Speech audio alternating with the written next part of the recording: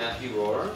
He has new work in SmartishPace, and we were talking how he sent poems to the magazine, and I think we figured it out. There's this poet, Terrence Winch, who was like a working neighbor of mine back in Washington, D.C., and we go out and we drink and we talk about poetry.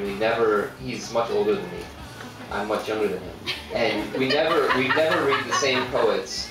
And then one night he said, "Oh, I really like this poet, Matthew Rohrer. I should give you one of his books." And I said, "Well, we've now read the same contemporary poet." And so I think he sent an email to Matthew and said, "Send poems to Stefan for SmartishPace." So that was sort of a thank you to Terrence, a long-winded thank you to Terrence Winch for sending Matthew our way. So he's written several books, I think 9 now, and his newest book is Destroyer and Preserver, and it looks like this, and it's for sale in the back. And if you only buy one thing tonight, buy this book. If you buy 2 things, then like buy a SmartishPace t-shirt or something. So Matthew has received the Hopwood Award for Poetry and a Pushcart Prize, was selected as a National Poetry Series winner, and was shortlisted for the Griffin International Poetry Prize. And according to the back of his new book, he was born in Ann Arbor, raised in Oklahoma, attended universities in Ann Arbor, Dublin, and Iowa City, and he's lived in Brooklyn longer than he has lived anywhere else. Matthew Rohrer.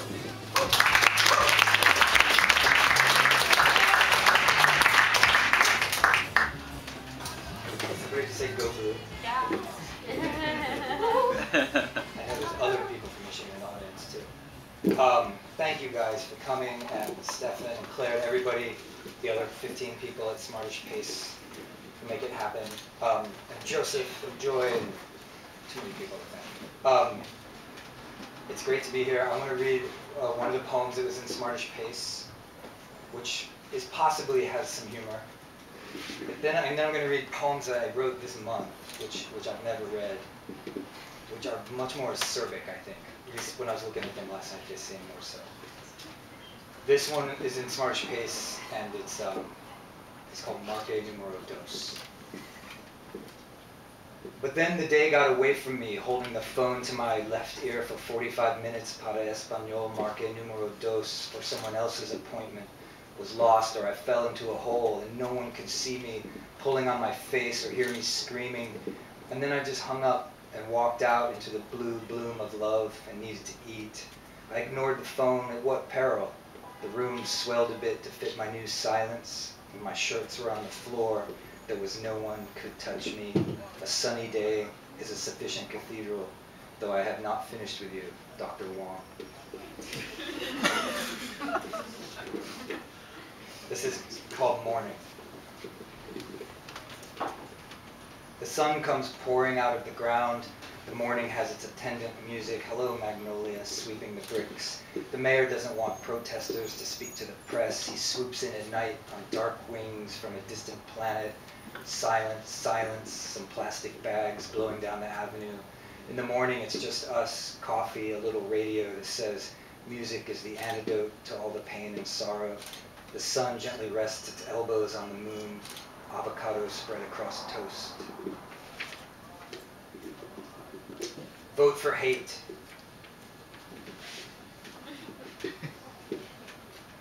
A sodden field like in a poem, bright green with a few white gulls, rain blowing sideways across the road.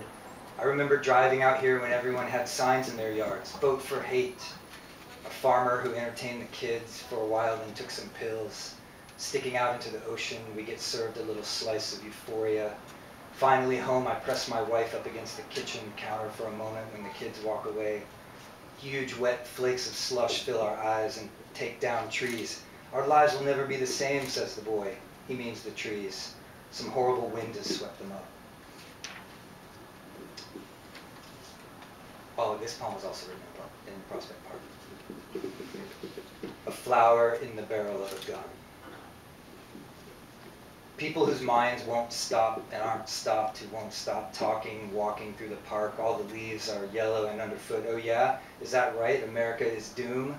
I was radicalized in high school when I put a flower in the barrel of a gun and ate an ice cream cone. And now when I come out of the trees stepping lightly, The cops in their three-wheeled carts talking, that is a conversation I don't want to have. I'm lucky I have a baby in a stroller and a head full of cotton.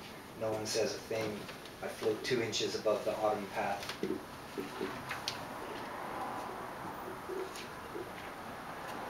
This poem's called The Ants. It has a very long first sentence, which I apologize for. The ants. Nothing is more important to the ant whose exoskeleton has been breached by mushroom spores that are now controlling his nervous system and compelling him to climb to a high leaf only to die and release the spores over the whole forest than this poem about his sad plight. Otherwise his life is meaningless.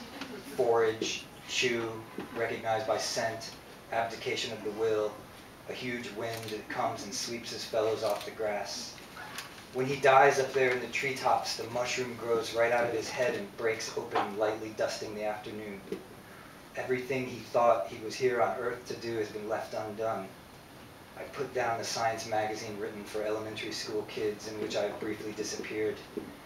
In the broken up beams of light through the trees, the spores move on their sinister ways. How to live. No, I'm not going to do that. It's got the secret of how to live in it.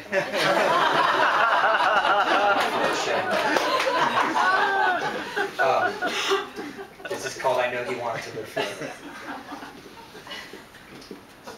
Lorenzo Thomas said eternal verities got him kicked out of the club. I know he wanted to live forever, like everyone else, sitting at home, watching the news on TV, thinking that taking care of themselves is so hard they ought to let the rich do it, and they do a terrible job. That is not what this poem is about. I want the kids to read this poem, and they don't want to hear the eternal verities. They want to read about a corpse haunting a beach, staggering from a campfire to the waves, mindless, dead to the world, but alive. They're just getting more acerbic. This one's called Poem for Young Fascists. When you say, I don't want to read about that, whatever it is, imagine the great institutions above you saying the same thing. That's fascism, isn't it? I think you should go home and get into bed with the lights off and stay there. And dream of spinners of fire dancing through the city, dreams of halberds lining the halls. And you might dream so deeply you find yourself lying on the grass by a waterfall looking up into the bottom of another dream, which is my dream. And up here everyone is sitting in the shade drinking beer, talking about this poem, its failures, the way it wants to change the world but just stops.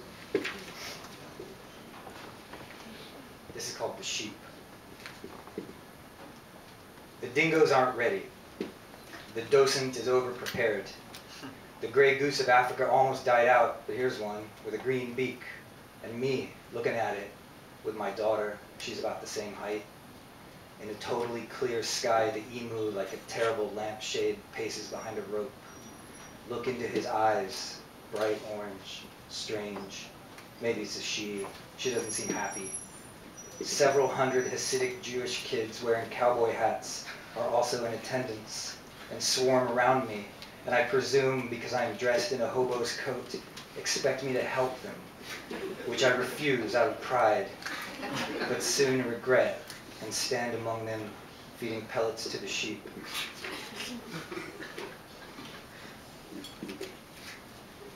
This one, these are very new, so the titles of these might change.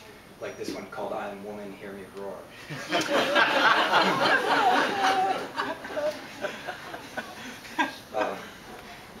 My wife makes fun of me from the couch for being emasculated by housework. Housework! I turn back to my book about the house that cleans itself.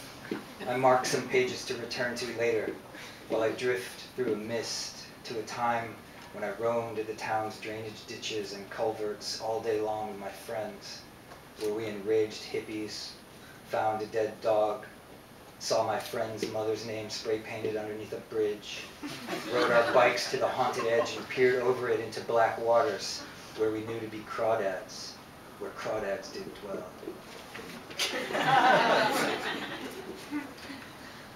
I don't know if it really captures, it's not maybe the right title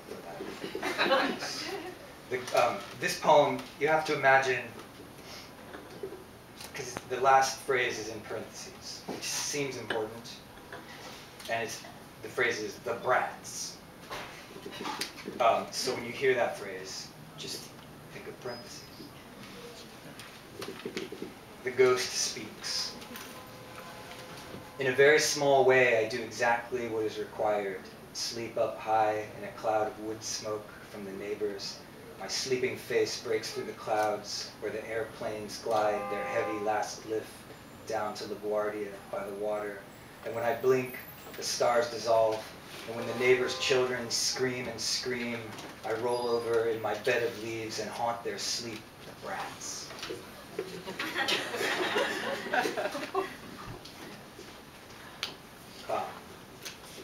My answer. That is something nobody knows, I answered, and felt a little desperate, and looked around at the cars rushing down 8th Avenue past the school. We come back as trees and grass and flowers like we were before we got here.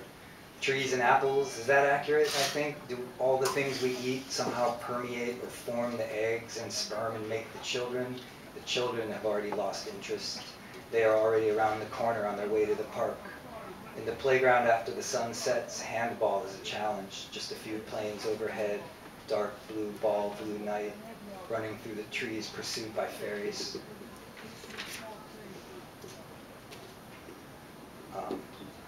Poem. Looking at old pictures, I'm on fire. Don't show your dad how it says legalize it on the side of the hill. Now we are older. It's like that whole place shifted out from under us. The self is the constant past which time flies. I think and think until a cloud melts through the wall. It is a translation of an abstract painting into a feeling I don't even have. I feel a slight chill while feeding the kids. And in a dream, they eat candy on top of me. And when I sit up, autumn glory and candy wrappers.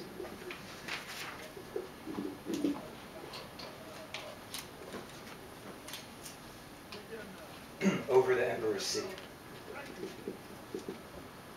All day, I just wanted to be empty. One of those empty people who can read the paper and say, pfft, and close it and get off the subway to general backslapping. In Japan, doctors have made shirts that leak aspirin into the wearer's skin all day, but no happy shirt. I want to pull on a shirt with great vigor and stride down the sidewalks. It is simple envy. Looking out a 10th floor window over the Emperor's City and fountains, I look away. It is not mine to enjoy. I fall asleep and scour the used bookstores of my dreams. I don't know if it happens to you guys, but in my dreams there's all these great used bookstores. There are not any left in the city, but they're in my dreams. Yeah. It's cheaper rent. So this is going to be the last poem. Thank you all, and thank you SmartishPace. This is called Demons. In the midst of never ceasing to clean up after the children, a heavy mug of flower tea presses down the bulging center of the night. I hear the wind lift the loose edges. My daughter's odd cough like a sousaphone. She walks perilously close to a hole in the floor that leads to a black pit. Blithely, she doesn't know. I steer her away from it, black, bottomless. Sometimes I stare into it until demons appear, but I can take it. I know them. They are all frightfully smart. That is what is demonic. Do what I do. Just smile. Thank you.